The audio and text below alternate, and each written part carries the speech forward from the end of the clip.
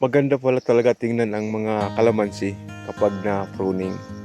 Pantay-pantay ang laki niya. Ayan o. Yan. Yung area hindi pa na pupruningan. Yun ang gagawin ko ngayon. Guys, ang gagawin natin ngayon ay tungkol sa pag-pruning. Kasi kailangan pala talaga ng pag-pruning sa kalamansi mo para magiging pantay-pantay ang laki at higit sa lahat mga ka-farmers, mga ka-agri, hindi siya tatayog pataas. Kasi kung tatayog na pataas ang kalamansi mo, paghahagdan ka na. So hanggat maaga pa, ipupruning na natin. Kasi yung mga dahon na o sa sanga na pupunta doon, dito lang naman yung sa mga gilid eh. Hindi natin kailangan ng pataas. Makakalatin lang natin. Yung mga ito, dapat dito lang ito. So guys, gagawin natin ngayon magpupruning tayo. Guys, kung bago ka pa lang sa channel ko, please subscribe, like, at share para makakuha ng tips yung iba na kung magkakalamansiyan sila, hindi dapat talagang ipupruning. Papakita ko sa inyo yung kalamansiyan ng kapatid ko. Ayaw mag-pruning kasi sayang daw. Kasi bubuga daw sa taas eh. Ngayon, tingnan yung mga ka-farmers at taas na. Kailangan niya ng hagdan. So, abala pa sa mag-harvest yun. So, ganito mga ka-farmers. Pag nag-pruning, kailangan hindi magdidepende sa kung gaano na katandaan yung kalamansi, kundi pagbabase tayo sa laki. Hindi naman na talaga ako expert, pero kapag aaralan ko rin, na-experience ko rin sa iba, nakikita ko na dapat yung level sa dibdib natin, yun yung puputulin natin. Ganito, dapat walang awa-awa guys kung nagputol ka. Kasi ito rin ang kapatid ko nga, naaawa siya, naghihinayang siya. Kaya ngayon, ang nangyari, ang pataas na ng kanyang kalamansi, nahihirapan na siyang harvest. So ganito, ito sayang talaga ganito kasi bumubulak-lak na kung sa buwan. Pero gagawin ko, walang awa-awa mga ka-farmers, mga ka-situhan, mga ka-agri. Ganito, yan o, giving ito ng aking YouTube. Yan.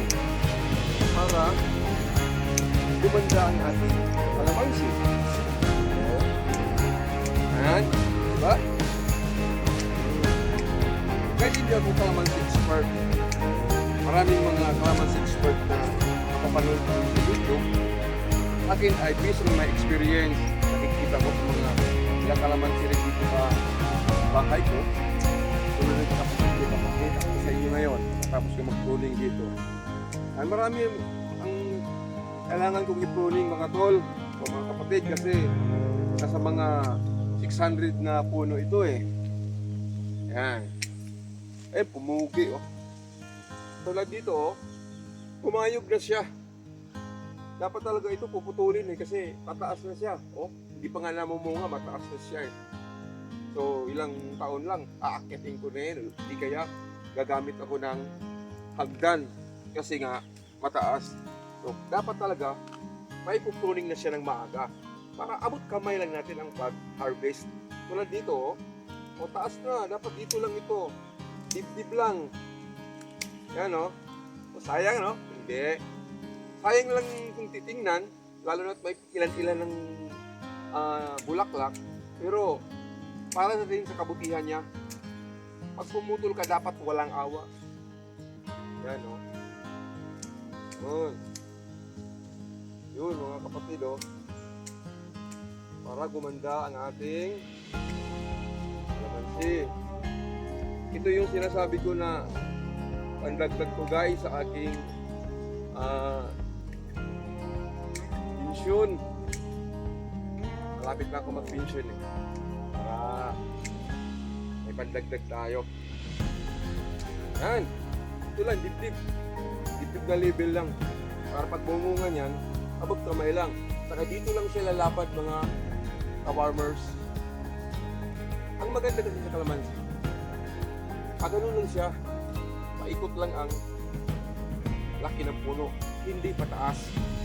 So take note mga ka-farmers, mga nagbabalak na magtanim ng kalamansi, ganun ang gagawin ninyo. Ito ang sinasabi kong kalamansiya ng aking kapatid. Ang taas na, oh. Oh, katulad nito. Ito, oh. Nasa mga 4 meters na. 10 feet, more than. So, paano pa harvestin yan kung hindi ka maghahagdan? Kasi itong mga ka-farmers, hindi niya naagapan.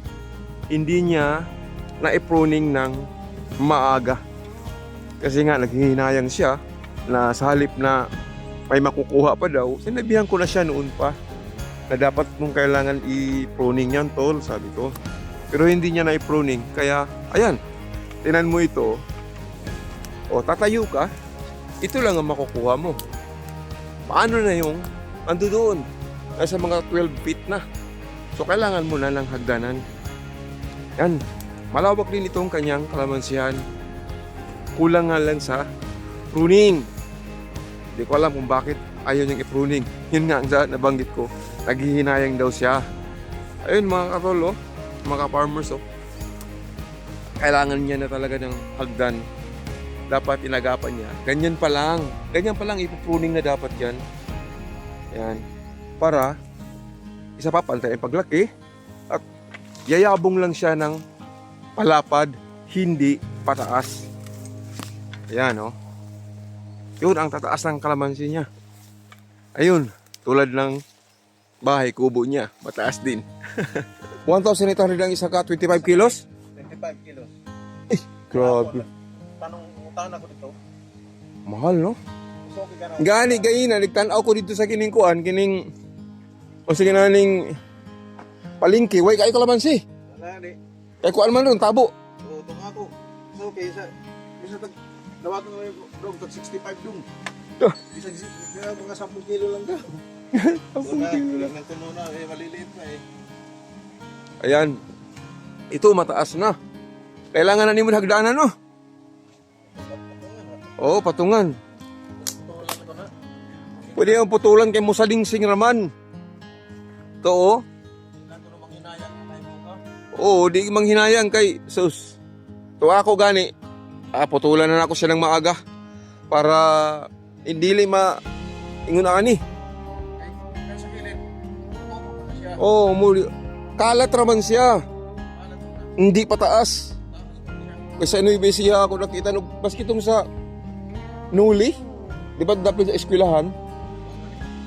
Palapad raman. dapat na siya. Okay ni, ingon ani oh. Putulin ning dapat din oh. Kuhaan mo na ako gusto nga. Lapad na. Oo. Oh, lumapad siya kasi naputulan doon sa Tus ganda pag ganito lang. Maganda. Ganito lang kayo. Oo. Kanina ang ari man ni Dre. Oo. Iyas to ngawa na. Kadto di wa to ni mo putol. O gani. Ang gabas mong god, ang gabas. Palit og gabas tapos sumpayan ra. Ano ba dito turon ka tong imong giutan perme? Ayun guys, yun yung ginawa kong pag-aalaga ng aking kalamansi at ikinumpara ko sa kalamansihan ng aking kapatid na hindi na pruning. Malaki pinagkaiba kapag hindi mo na i-pruning. Ayan ang tataas. So guys, thank you for watching. I hope you like my video. Please subscribe, like, and share para maka-panood yung iba. Makikita nila yung pinagkaiba ng hindi na pruning at saka na pruning. So guys, thank you and I love you all. Happy farming po!